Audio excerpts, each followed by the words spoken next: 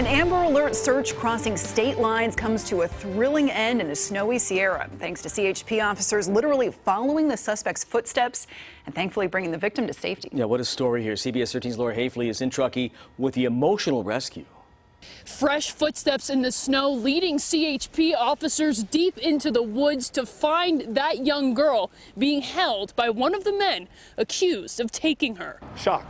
She truly had no expression. Abducted in Rupert, Idaho, and driven nearly 600 miles away from home. She was soaked from probably her waist down. The California Highway Patrol was able to track the girl here to Donner Summit rest stop after an Amber Alert was issued. Well, it started in Rupert, Idaho, abduction of a 14-year-old female. At some point in Rupert's police department's investigation, they determined that the parties were traveling on Interstate 80, possibly going to Santa Rosa. The alert issued across 7 different California counties, leading the CHP to find 35-year-old Carmela Galarza in the driver's seat of a Chevy Malibu, the car at the center of the multi-state manhunt. Got his ID out of Idaho and determined that he was suspect number 2 in the Amber Alert. Though the 14-year-old girl was still missing, but cell phone signal showed she was nearby. We had 2 officers that went kind of northeast,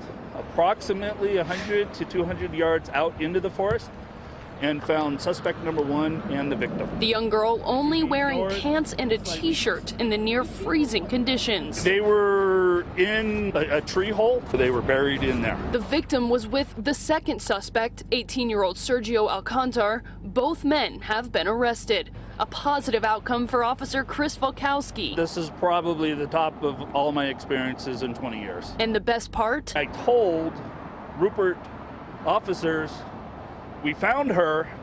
Sounded like their whole agency was shouting for joy. As for the 14-year-old girl, after all this, all she wanted was one thing. She asked for a Hershey bar. The young girl was taken by Child Protective Services and is now being reunited with her family.